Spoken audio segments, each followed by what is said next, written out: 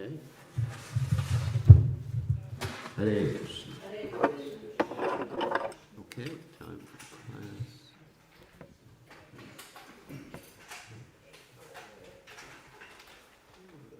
Musicians.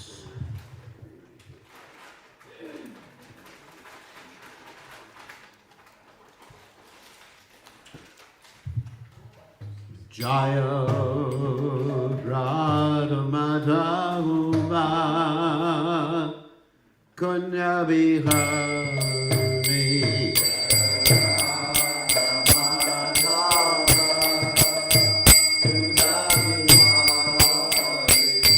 Jaya Radha Madhava Kunya Vihari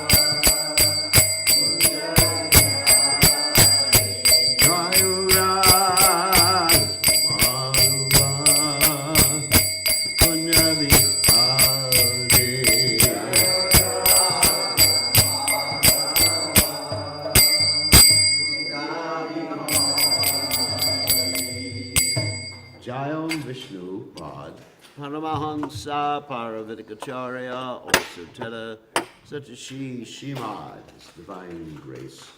Abhaya Chandana Bhaktivedanta Goswami, Srila Prabhupada Ki Jai, ISKCON founder Acharya Srila Prabhupada Ki Jai, Ananda Koti Vaishnava Vrinda Ki Jai, Namacharya Srila Haridas Thakur Ki Jai, Prince Kaho Sri Krishna Chaitanya, Prabhu Nityananda Shidwaita Gadadha, Sri Vasadi Gaur Bhaktivedanta Ki Jai, Shri Radha Krishna Gopi Gopinath Sayam Kunda, Radhakunda Giri Govardhan Ki Jai, Bachurdam Ki Jai, Jagannathaswami Ki Jai, Yamai Ki Jai, Shivani Lasidev Ki Jai, Bhakta Vrinda Ki Jai, Gaur Premananda Hare Hare.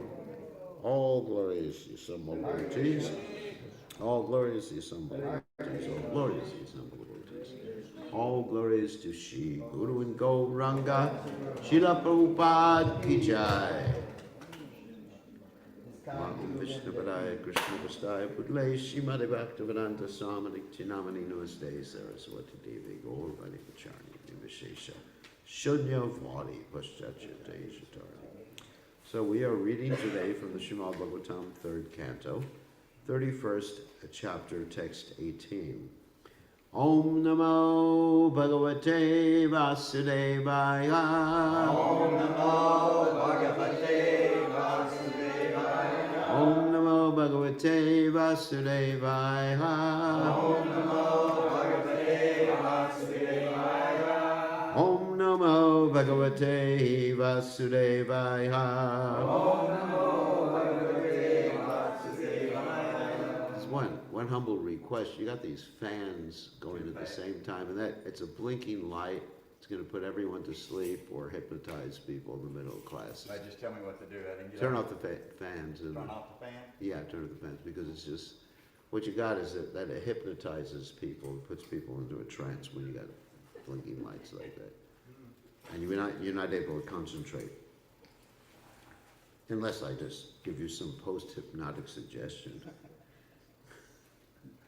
Might be good for getting donations, you know. When you wake up, you'll give all your money to Krishna, you know. But it's usually not a good idea. The lights are fine, it's just the blinking of the... Okay. Yene drishim gatim asau dasha masha isha sangrahita Guru Dayena Gavadrishena Svinaiva Dushyatu Kritena Sa Dina Nata Ko Nama Tat Prati Vinanjalim Asya Kuryat Yena Drishim Gatimasau Dashamasya Hisha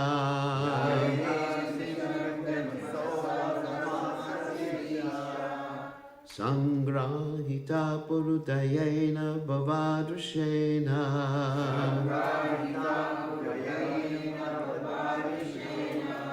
Svenaiva Tushyatu Kritena Satina Nata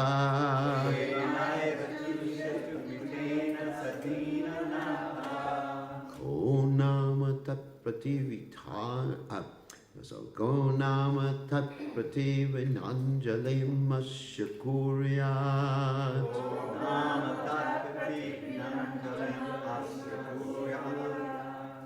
Yene Drishim Gati Masau Dashamasha Hisha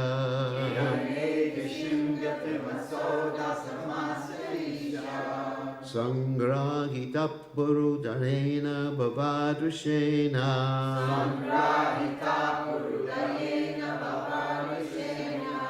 Svenaiva Tushyatu Kritena Sadina Nata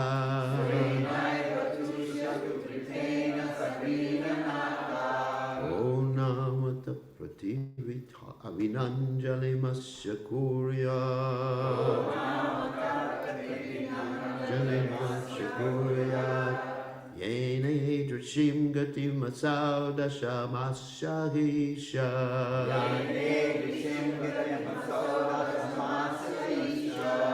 Sangrahita purutayena vavadrishena.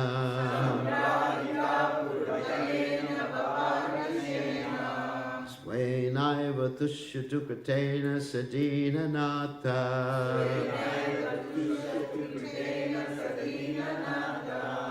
Konama tatprativinanjalimasya kurya.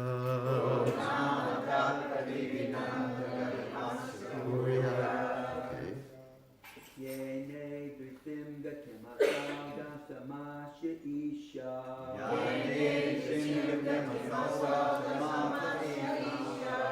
Sangrahita purudayena babadrisena.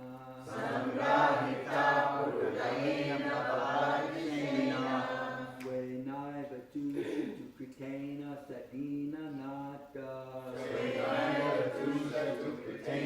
sadina nata. Nama tat pratidinanjalam ashakurya.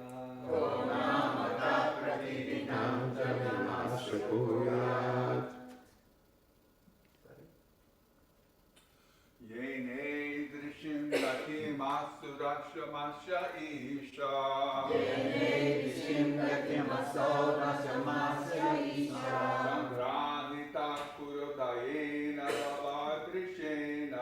Sangranita kurudayena babadrishena. Swenaiva tushyatu kritena sadina nata.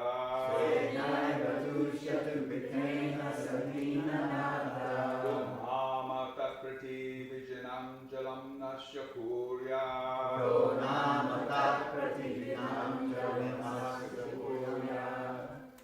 Yena idusam gatim asodasyamasya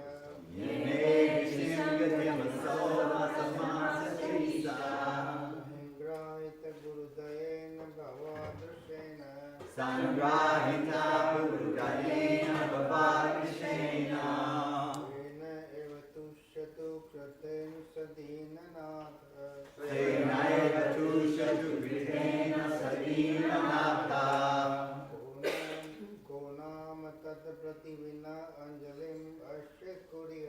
Konam tat prativina anjalim asya kurya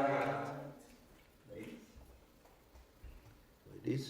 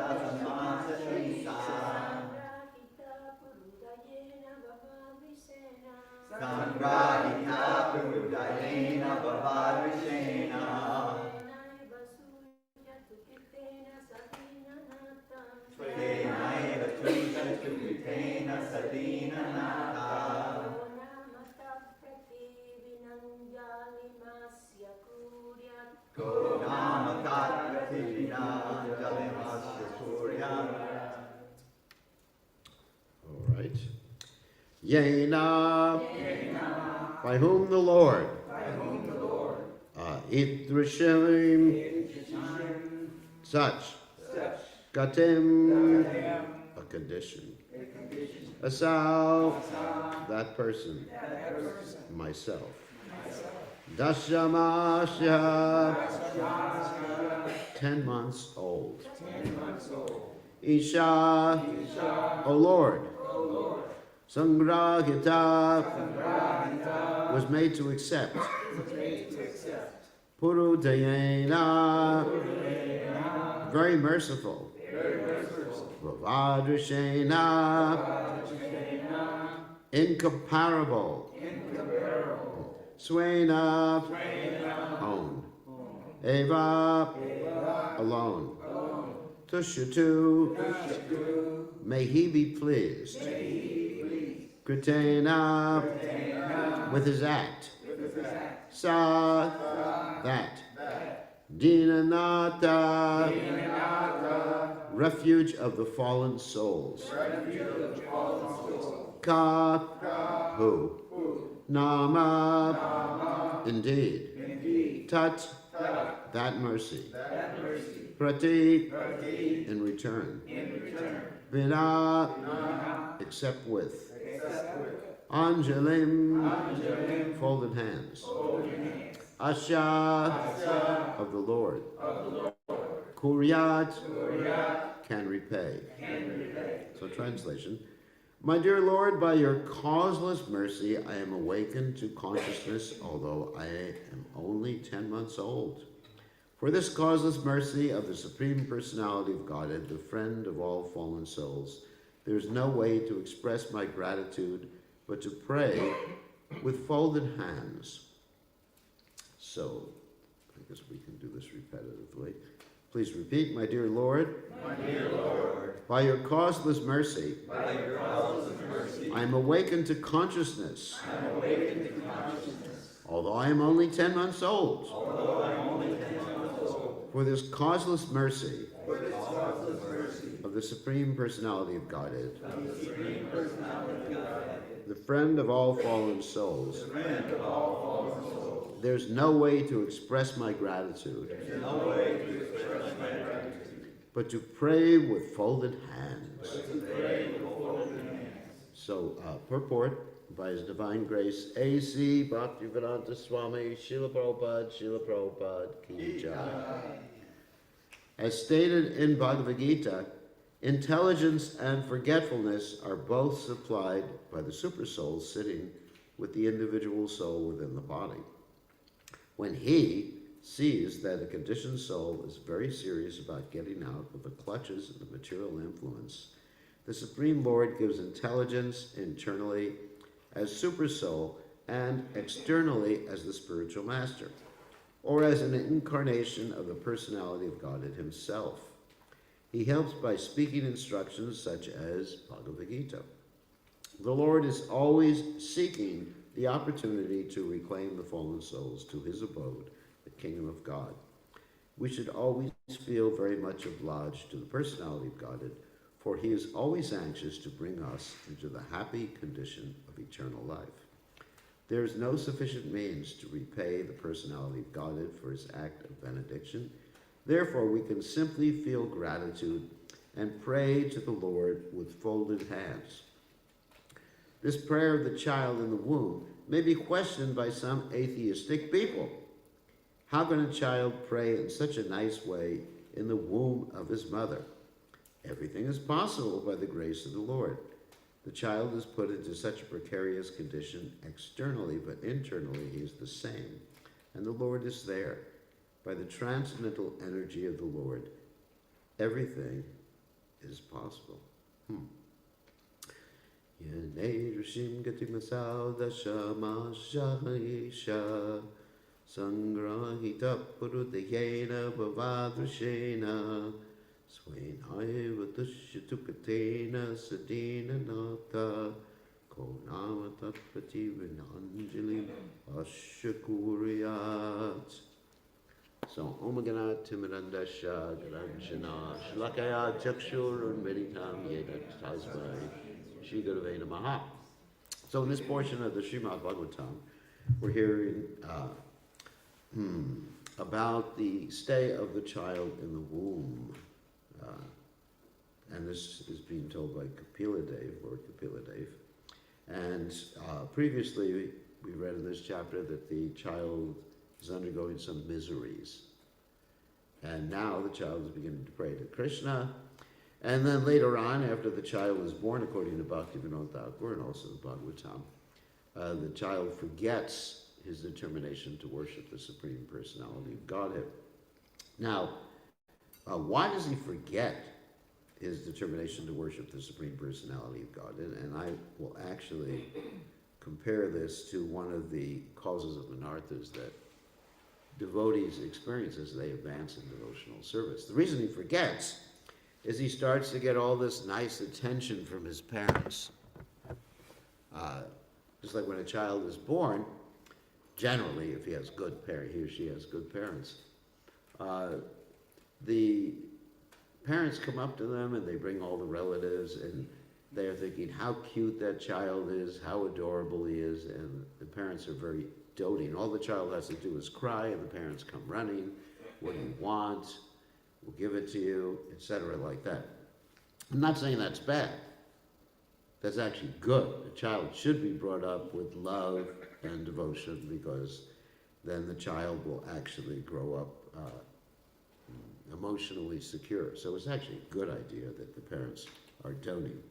But in any case, when the child becomes what we call the cynosure of all eyes for all the adults, cynosure means he's like the deity, basically, then he forgets.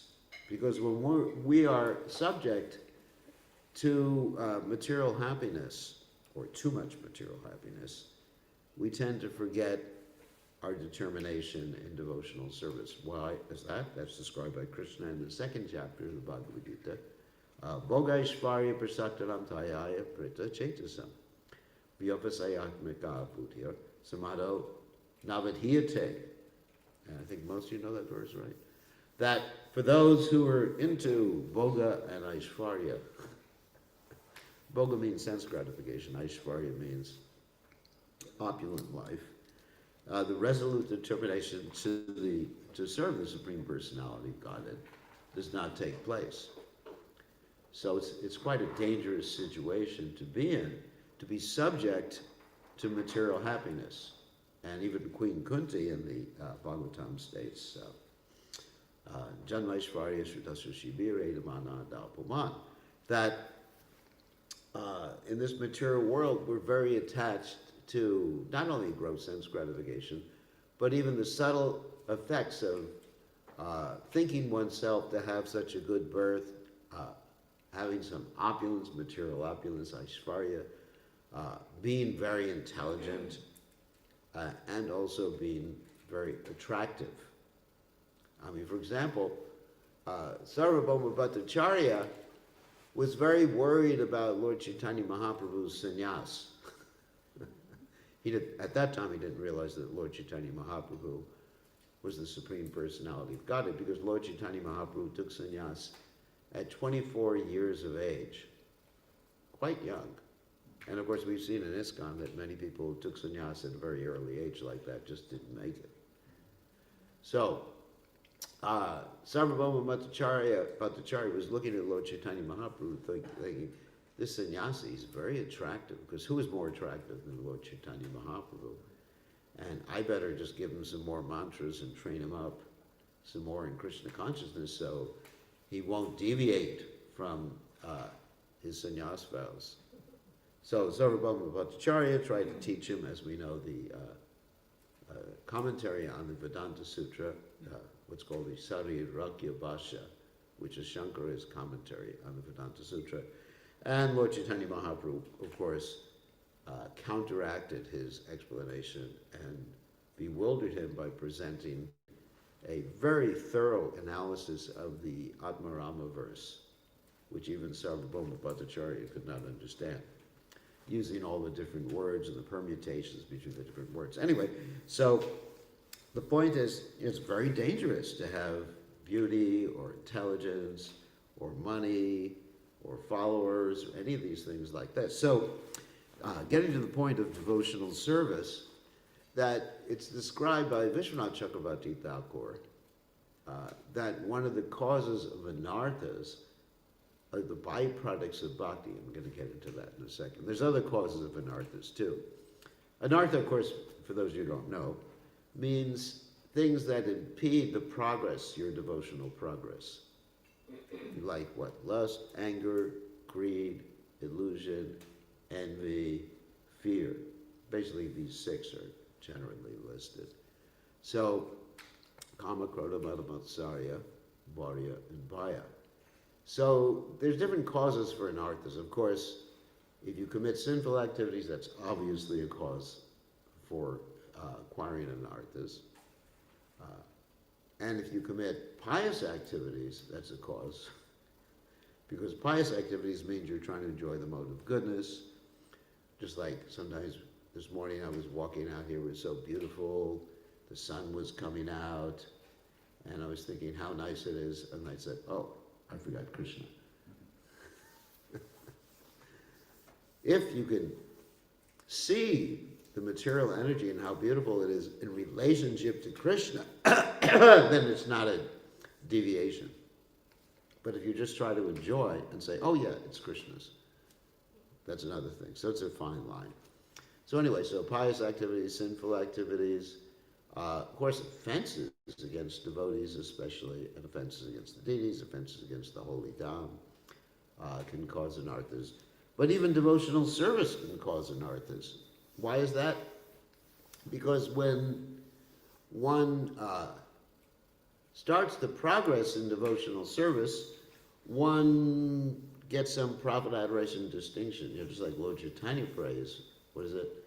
Nadanam najanam nasundarim kavitam va jagadisha kamaye mama janmani janmanishvare bhavatad bhakti urahaitaki twain. I don't want any of these things. I don't want money or wealth or beautiful women or poetic, you know, another way Prabhupada translates that is beautiful poetry like that, or music and stuff like that. So one gets these things.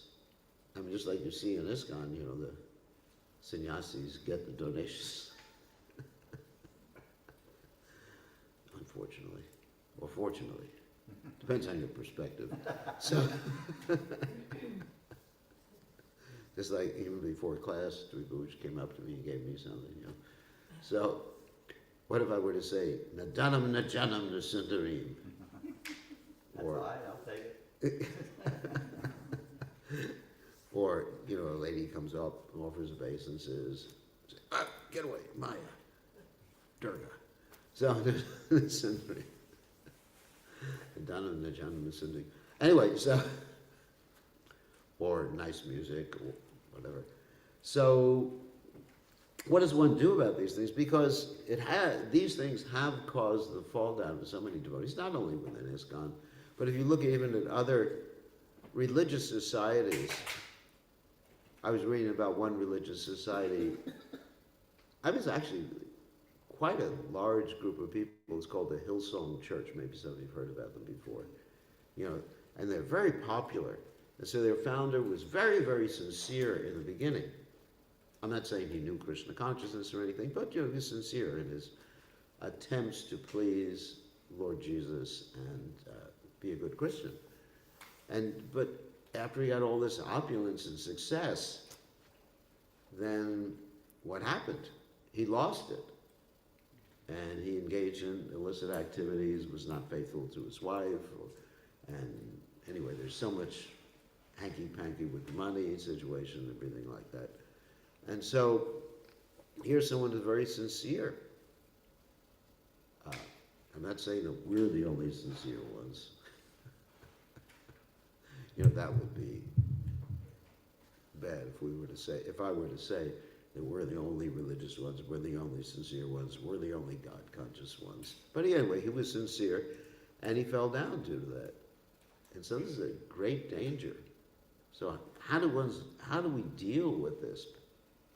Dhanam, Janam, Sundari, whatever else Krishna is giving us, we really have to be very careful. Of course, one way we have of being careful is our sadhana process, you know, hearing every day from the Srimad Bhagavatam. By hearing every day from the Srimad Bhagavatam, then we're reminded of the purpose of life.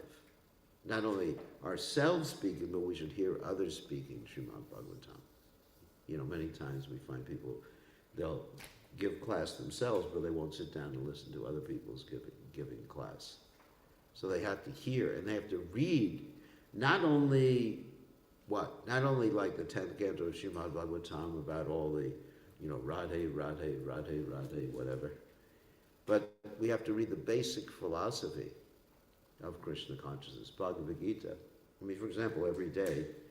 I try to read some Bhagavad Gita.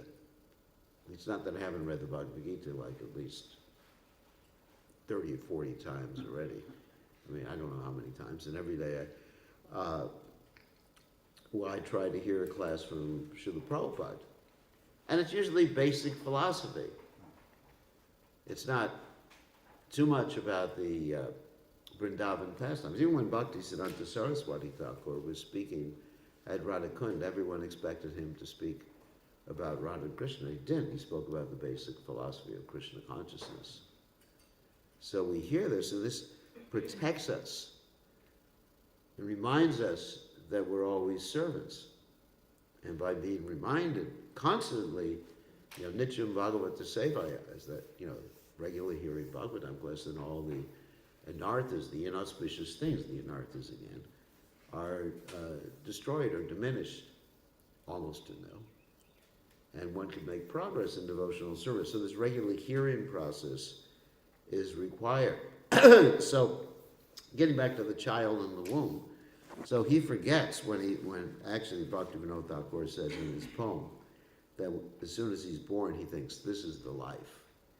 And he forgets all about his intention to be Krishna conscious. So another thing we can learn from this, another subject matter, is that basically every child is born with the potential to be Krishna conscious. Isn't it? Because if the child is going through these experiences and given the realization by the Lord, there's the potential that every single child be Krishna conscious. Now we hear about two factors that influence a child's mentality, which will later influence his adult mentality. And those two things are nature and nurture. Now, nature is being described here. The child is born, like Prabhupada would sometimes say, the child is like a blank slate, right?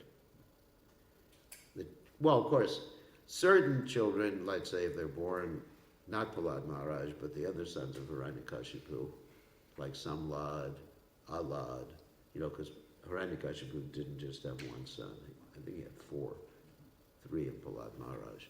Some sons may have been born with virtual, like Prabhupada said, that virtually demoniac blood flowed in their veins.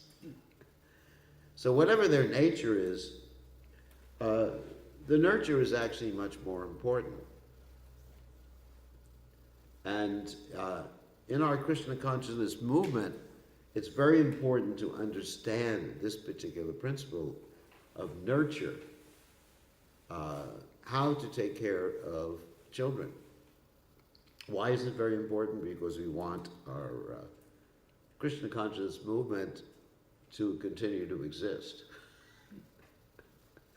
I was just reading one study that was done by one of my disciples in Finland about new religious movements and why new religious movements cease to exist and why new religious movements continue to exist. And it's very interesting. There's many different factors which we could talk about. I mean, obviously, new religious movements have to adapt to their host culture. Not completely, but they still have to have their own identity.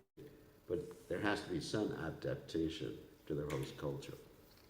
But even more important than that, the two factors which the academics determined they were most essential to the continuation of a new religious movement had to do with children, which is really interesting. And those two factors were how the movement or religious society or religion is able to inculcate their lifestyle and philosophy in their children in a very positive way, and also how comparatively how they're able to balance the, let us say, the departure or death of the older people in their society. In other words, there has to be more people coming in than leaving through the, I guess, old age. And we're definitely experiencing that. It's old age. So you have to see that it's just a very practical thing. And I was thinking about that in relationship to ISKCON, that these children who are born as more or less blank slates, or even have some association with the Supreme Personality of Godhead, or praying to the Supreme Lord before they're born, how to take care of them properly so they can actually become Krishna conscious. Now, one way that we've tried before that hasn't been too successful is showing them more material miseries after they're born. You understand? Child You abuse. mean austerity? No, austerity, too much austerities. I'm not talking about child abuse. You know, child abuse is one thing. But too much austerities after they're born. I mean, being in the womb is really austere. It's definitely austere. Prabhupada said, you know, the material world is austere. Queen Kunti is praying for more austerity and more miseries. But Prabhupada said we should not pray for more miseries. The material world in and of itself, by nature, is austere enough. Devotee asked Prabhupada, should we pray like Queen Kunti did? And Prabhupada said, no. It's austere enough as it is. So, it's very interesting. I just wanted to share this analysis that was done. Of course, he also cited the example of other religious societies that ceased to be. And of course, ISKCON is still going on, thank God. And then he also cited some examples of religious societies that are increasing. And he gave the example of the Islamic tradition, the Muslims, how they have many, many children. People know that, right? Yep. Many, many children. And somehow or other they're able to inculcate their philosophy and lifestyle, not commenting on their lifestyle, not commenting on their philosophy at all. But they're able to inculcate that with their children, and their numbers are increasing to the extent that by 2050, there'll be more Muslims in the world than Christians or any other religion in the world. So I'm not saying that you devotees should all go out and just have many, many children. That's not my point. Not my point. But I'm giving the example of some society that takes that very, very seriously, that particular principle, and also with the training of the children. And so what we've seen before in ISKCON, this is sort of a sociological commentary, is that there has been so much emphasis on renunciation and austerity. And by that emphasis on renunciation and austerity, I mean, I appreciate it. You know, I'm very happy that I'm renounced. But it's to have that as the central focus of our society, of the International Society for Krishna Consciousness, is going to be counterproductive to or to have sannyasis as emphasizing that everybody should become renounced as a sannyasi, and not emphasizing good grahastha life, taking care of children nicely, or even children having the love of their parents.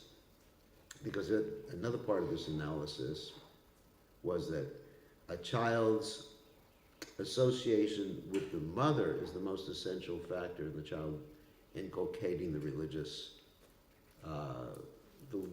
beliefs and religious culture. But if we actually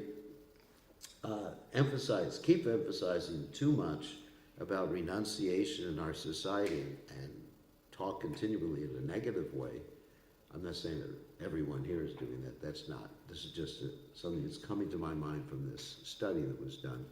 Then we're going to be doing something that's counterproductive to the long-term existence of our society, or the growth of our society. You know, the growth of our society has to be based on, to a large extent, young people. You know, we like the old people, you know, Dribuja's nice, Yogendra's nice. You're nice. What? You're nice also. I mean, I love old people, I can't. It's hard for me to, just like I was mentioning the other day to the devotees, they asked, why aren't you going to the New York Rath Yatra? And I said, there's no place for me there. If I try to go to the Rath Yatra in New York, then they just, all I can do is walk on the sidewalk because all the young people are pushing around and everything like that, and dancing and everything, which is great and I appreciate, but what am I going to do? Isn't it? So there's a place for old people, hopefully. So, but we have to really concentrate on presenting Krishna consciousness in a way that emphasizes not so much the renunciation like we used to do in Krishna consciousness, but emphasizes a good household life and good, taking care of the children and everything like that. And so this is really a change, sort of a change in the strategy from the early 60s and 70s when we joined the movement, because at that point it was necessary. I mean, people joined because they were ready to leave society, leave their homes, leave their mother and father, and it was very practical as far as the initial stage of the movement. But now we have to move into this new stage of the movement, hopefully we've moved into it to a certain extent, and just emphasize taking care of the young people, the young children, and this is our future. So this is something I was thinking about after reading this nice study. This study is going to be published in the ISKCON Communications Journal, and I got a copy of it early, so I wanted to read it and understand it. So anyway, so children are innocent, so they have to be treated nicely, and they all have the potential to become Krishna conscious. Now, the miseries that Krishna puts them through while they're in the womb are necessary, and we don't need to increase those particular miseries. So, anyway, at this point, any questions or comments? Yes? There's a group called the Shakers, The Shakers. and they are almost non-existent. Yeah, they cease to exist. I think it was 2 or 3 back 15 years ago left. Yeah, they cease And to they exist. They made that fine furniture, and the community was flourishing, but they said no children. And, Yeah, that's why they cease to and exist. on the other hand, there's a group called the 12 Tribes that request each family have 6 children, Yeah, and that's today. And they're blowing up. yeah. As well as Bill the Gothard- Mormons. In Bill Gothard's group, they have that 19 and counting. Yeah. That's one of their family members. They have 19 kids in one family. Oh my God. This is not what I'm recommending. Well, if you do, you better study the physical nature of your wife. Or wives, as the case may be. So, Mormons. I'm recommending the stress of our movement should be on good families, raising children nicely, and raising children at home in a loving environment. Rather than sending the children away for some education. I mean, it's interesting, if you look at our acharyas, generally, 99% of the cases, they were raised in very functional homes. Like Prabhupada, Prabhupada loved his mother very much. Prabhupada even talked about that. And Bhaktisiddhanta Saraswati Thakur, any of our great acharyas, they all were raised in very functional homes. And so, that's our responsibility in the Krishna conscious movement. So, yes, Another Kalakanta. group which I have observed is the Amish people. Yeah. They're also growing. And one characteristic I noticed in Pennsylvania is that the way they deal with the children is that every family has already kind of a plan for the children, which is very practical and very local. So they find a way of living very easily within that environment, and they stay. 85% stay. 85%, that would be pretty good. And so, the main point I'm making is there has to be a loving relationship with the children between the parents. And the parents have to be good examples for the children. So, yes. It seems like there needs to be a way to work out the Krishna conscious approach and higher education. I mean, Yeah. people are doing it now, but Prabhupada said it's a slaughterhouse. But I don't know why he said that so absolutely, because he also went to college, high school and college. Mhm. So, it seems like that's needed if you want to function in this world. And yeah, we have a sort of split feeling about it's a slaughterhouse, and yeah, we gotta send the kids to it, and we don't seem to have a resolution for that. And that's a good point, something that has to be thought about. What I've experienced with many of our families from Indian culture is that the connection with the parents, this is actually something that's really important, their connection with the parents is so tight that even if they go to the university, they don't deviate because there's that connection and love and loyalty to the parents and also the extended family. You know, there's many things that these successful religious movements do. They have extended families, not just the nuclear family. And their connection is so strong and they're so loyal. I mean, for example, in a lot of devotees I'm dealing with are from India or from Fiji, from traditional cultures like that. So what I experience is that when one of the family members joins the Krishna conscious movement, you got the whole family joining. In America, it's not really like that. You know, the person has to leave their family, reject their family, and then the parents, you know, eventually may become a little favorable, like what happened with me. And in Brazil probably is still like that to a certain extent. Extended family. The extended family. So when you get one person join, you probably have many families who have become devotees together, right? Yeah. So,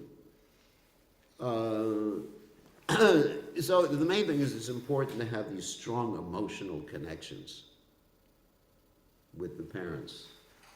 I mean, I know a lot of you are too old to be thinking about this right now, but I'm looking at it from my perspective as someone who has to give advice or be a guide in the Krishna conscious movement.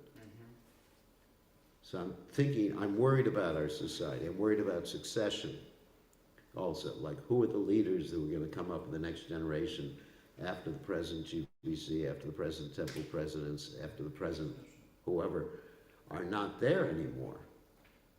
You know, how to keep our movement together? How do we keep our movement from splitting?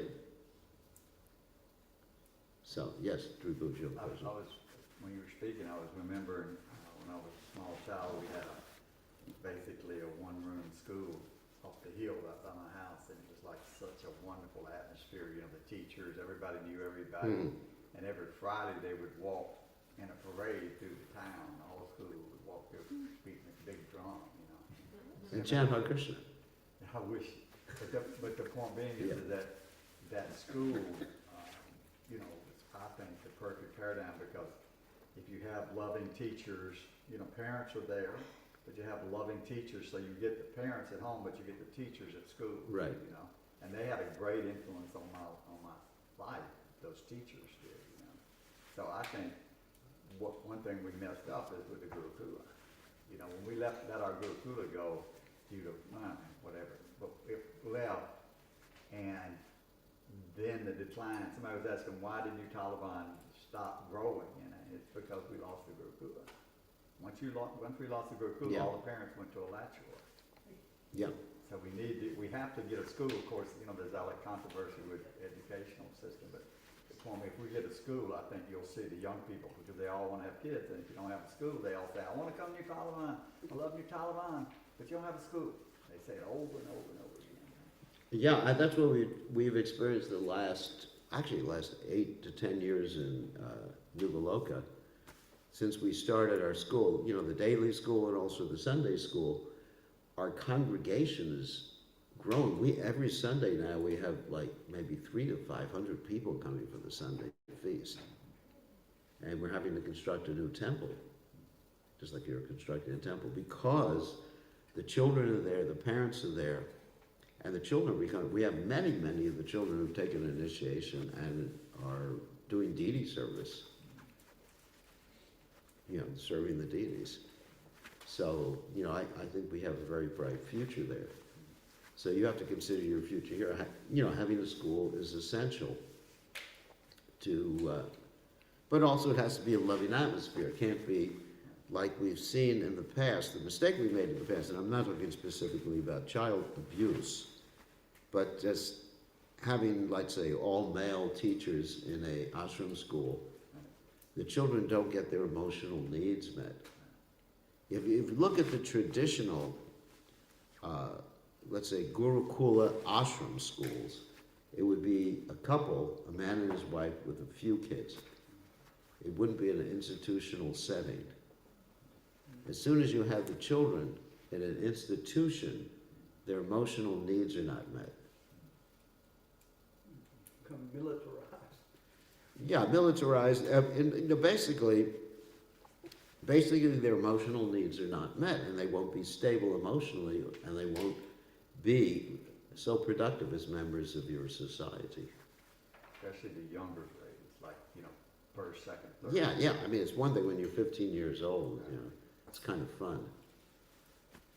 But I remember in the early days of the movement, there'd be 5-year-old kids being sent to Gurukul, or even younger. I mean, I was one of the teachers, unfortunately. I was a nice teacher. But still, you know, I had 5 boys and who were separated from their parents. The parents were several thousand miles away. And the boys were crying, "Mommy, mommy, mommy." And I said, you know, that's illusion. Mom means Maya, you know. No, I didn't hit them. They all had a good experience with me because I wasn't heavy with them, but still it wasn't fulfilling their emotional needs. I remember I was going to school, because I'd walk to school and a bird fell out of its nest, Yeah, a baby bird, and I took it, and the teacher took it, and, you know, put it in there, and then I just remember I was very young, but then we took a nap. Every day the teacher would put Right. it down on a mat and he would sleep. This is all women. And then when I woke up, she said, put her arm around me. "I have bad news. You know, your bird died." It's like, I can remember how personal it was. Yeah. You know, and that was really that's solid. what the children need. You know, I think almost any child could become a good devotee if they have that sort of loving atmosphere. And then that will ensure the longevity of our society and the growth of our society. Yeah.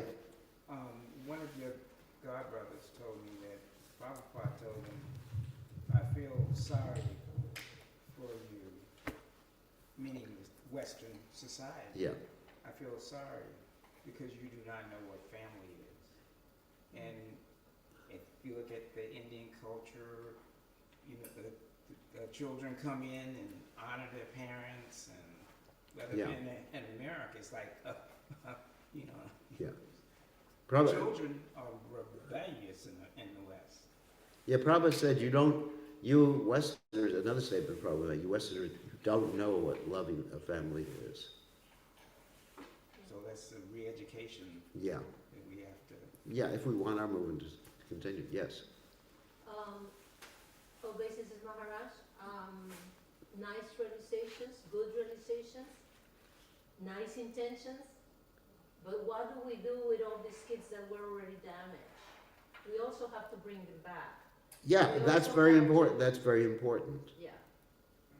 I think by being loving, same thing. Yeah, they are 50, 40. Yeah, I know. They are very old now. I know they're very old, but And they don't come, and they don't want to know. They don't want to know anything about us. that's unfortunate. And so what we have to do is just be very loving with them and accepting, no matter what they do. You know, the love, like we saw Prabhupada's love was unconditional. regardless of what his disciples did. And you know, I'll give several examples. Like Shaima Sundara, for example, had taken money from the book fund to invest in jewels or gold or something like that. Yeah, it was jewels. And he lost it. And Prabhupada still accepted him back and wanted to give him a position. There was another devotee. I mean, so there was one devotee. All right, it was in America, and he had had an affair with another lady and got divorced. And he asked Prabhupada, "Can he get remarried?" And Prabhupada, "I want your blessings." He said, he asked Prabhupada, and Prabhupada said, "Yes, you have my blessings." And Sri Kirti was actually shocked. You know, Prabhupada, why are you giving you blessings like that? And Prabhupada said he's going to do it anyway. So Prabhupada was very loving and accepting in many ways. Of course, Prabhupada never changed the philosophy, but in his personal dealings, he was always extremely loving and accepting and crying when a devotee came back, crying when a devotee left. I mean, so we as devotees, in regard to how we treat each other and also treat, like you mentioned, the children who don't want anything to do with the movement, or the adults now who don't want anything to do with the movement, we still have to be very loving with them. We should be loving with everybody,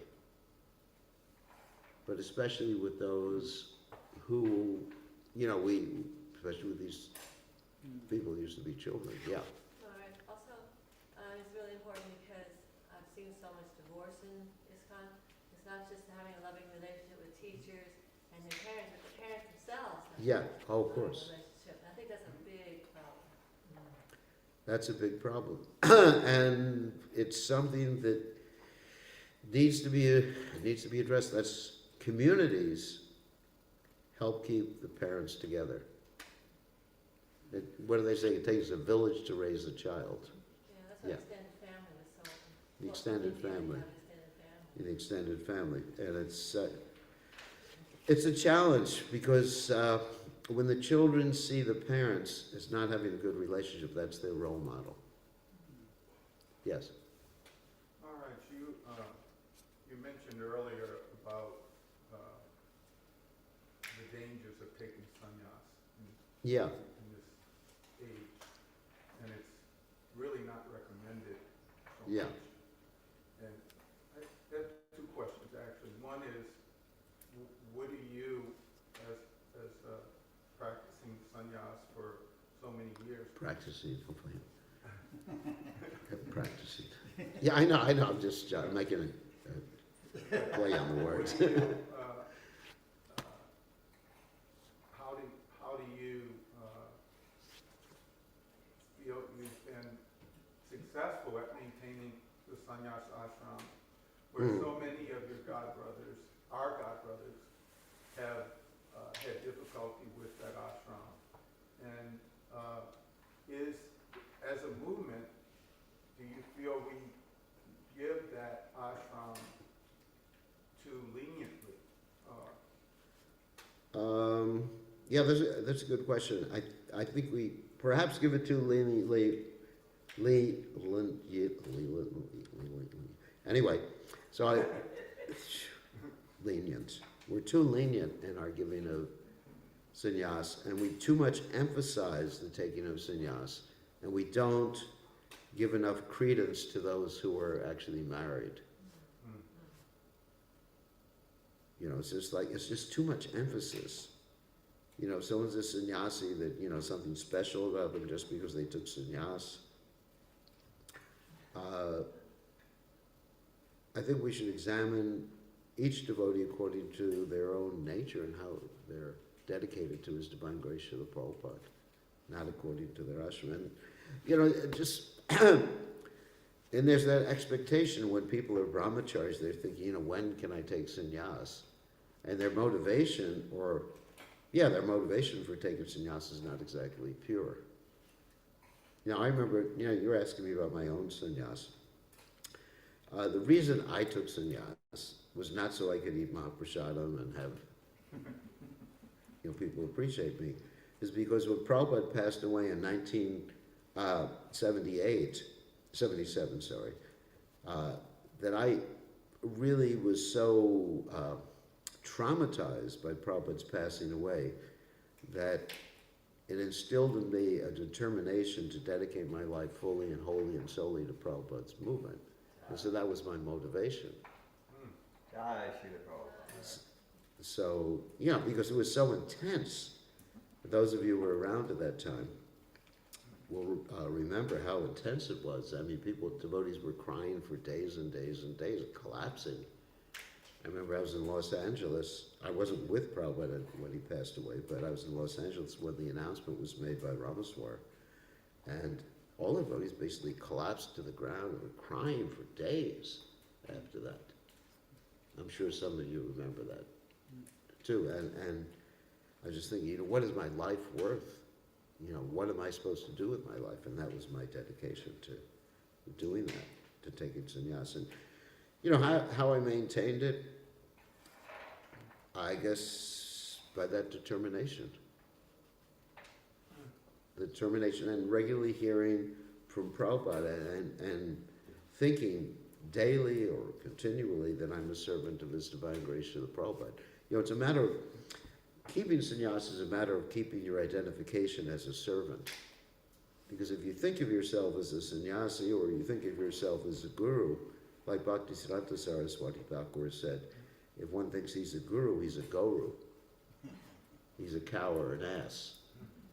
So if you actually think of yourself in terms of your external designation or your service or the opulence that you have, or the money that you have, whatever, then that's a fall down. One has to always remember Gopi Bharta Padakamala Dasa Anudasa, that one's a servant of the Lord. And so I think that's pretty much what's kept me going. That I just remember, I'm here to serve. Dasosmi. Why am I giving class? To serve. And why am I thinking about, children and everything? As a sannyasi, sannyasis don't think about children and stuff like that. But I'm just very worried about our society. Very concerned. And also feeling very bad for, intense pain because of all the children that have left our society. Because we haven't understood, I guess I shouldn't talk about this, but I've actually made several resolutions at the GBC that all ashram gurukuls should be closed down. And I get opposed on that. Because I see it's not working. Like Albert Einstein, our great acharya, stated that if you keep doing the same thing, and you think you're going to get a different result, that's the definition of insanity. Yeah. Maharaj, what if the parents lived in the same area, like close by, and there was an ashram? What if the parents live in the same area and close by and they see the parents on a regular basis? Yeah, that's a different thing. Then they're not separated. Yeah, might be a compromise. Yeah, basically the studies show, and this is not only not only in Krishna consciousness, but in general with boarding schools, even outside of a religious situation, that when the children go to boarding schools, they don't have their emotional needs fulfilled when they grow up emotionally dysfunctional. And there's studies, there's something called the board, I can give you references too, which I don't have on the tip of my tongue. But there's actually academic studies about the boarding school syndrome. Maharaj? Yeah. Back to the university thing. Okay, People back to the going university. school. There are, very nice, Hindu families. Yeah. People grew up in a loving atmosphere. And of course, there's devotees also in ISKCON, they go off to school. Yeah. And there's systematic groups of Christians and Muslims that really work on these Hindu children. Mm-hmm. And there are a certain percentage of conversions despite the family connections. So, what do you, it would seem to me that the people who are part of Vedic culture, that they had to have a presence there.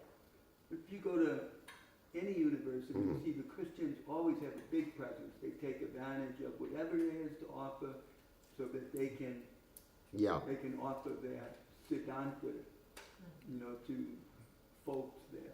Yeah, that's true.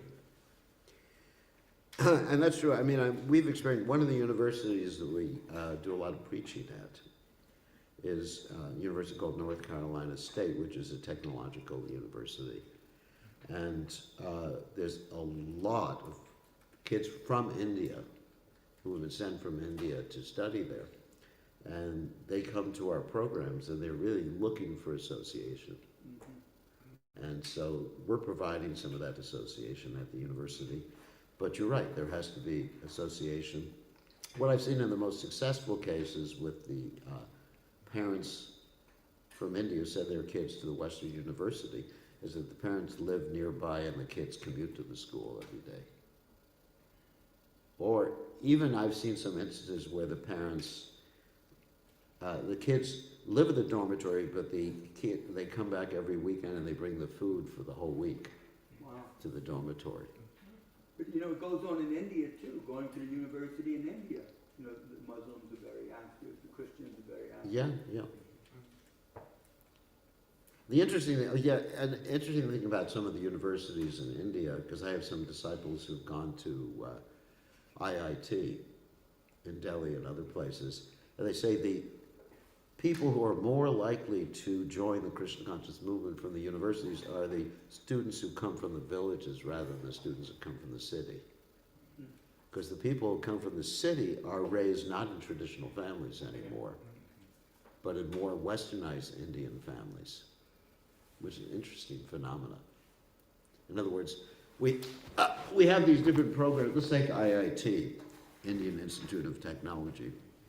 We have these different places where the students can stay and become Krishna conscious, and many of them join Radhanath Maharaj's temple, or even the Chowpatty, well, that is Chowpatty temple, or even the ISKCON temple there. And invariably, those are the students from the villages, rather than from the cities. It's an interesting phenomenon. But you're right, yes, we should have these. In India, we are doing these things. And in America, we should do that too. I mean, we should go out to... We have that old, influence through Krishna House there at the University of Florida University. The devotees have been successful. They don't have, I guess we do have a study program with Krishna House, and of course we have the Prasadam program. So, that way we certainly exert an influence there. Right. All right. Yeah. I think you made an extremely, I deeply appreciate the point you made about dasa, and I think that's a point that if each of us takes to heart and applies in our devotion, obviously you don't identify as a sannyas, you identify as a servant of the servant. Mm-hmm. And quick story, when Bhakti Charu Maharaj was here one time, I got to drive him to New Orleans, and then he wanted me to drive him to, he had a program at one of his disciples' homes, and he was like emphatic about, he wanted me to sit next to him on the couch. So I was sitting next to him, but then the devotees started the program of doing Guru Puja, or worship. And I felt so awkward in that I shouldn't be sitting here. And he leaned over to me and he said, "Now you know how it feels." And he was telling me, what I heard from him is, I have to do this as my service. It wasn't like he was enjoying